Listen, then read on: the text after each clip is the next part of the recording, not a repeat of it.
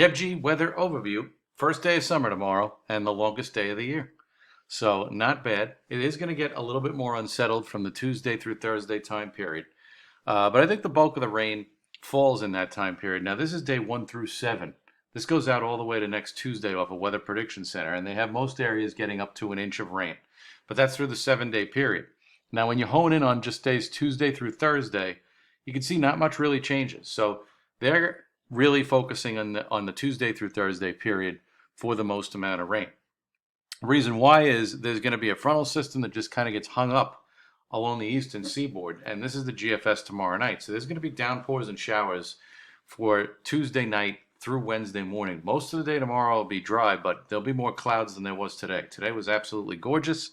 And then for Wednesday, more of the same. Western areas get into it first, and then another wave of rain moves through the city probably late in the day. And that could linger still into Thursday morning before we finally move this frontal boundary off the coast. Now, the overall theme is that Friday through Saturday look dry, and then we're going to watch another frontal system move in for Sunday, and that'll probably slow down yet again.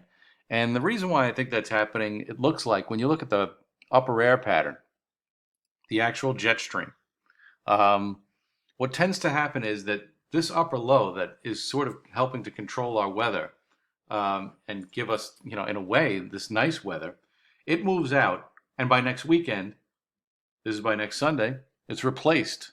This is actually by next Monday or Tuesday, it's replaced by another upper low. So that basically means that the northern branch of the jet stream is getting involved, and it's keeping the highest temperatures from getting into our neck of the woods, which is good if you don't like the heat. So we probably won't have to run the ACs anytime soon in a long-term kind of situation.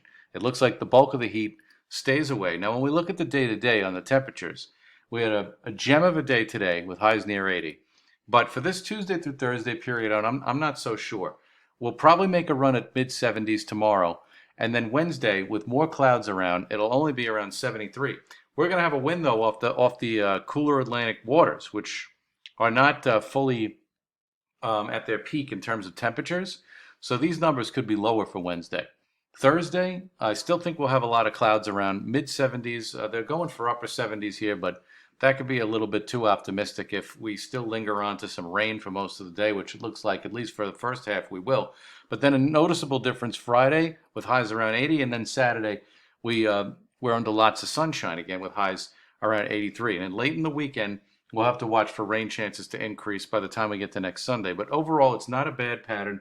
There will be this unsettled period from Tuesday through Thursday, but once we break that down, we should have a decent weekend. The first full weekend of official summer, it'll be lots of sunshine, it looks like, and then we'll have to look for that rain chance for late in the weekend next weekend.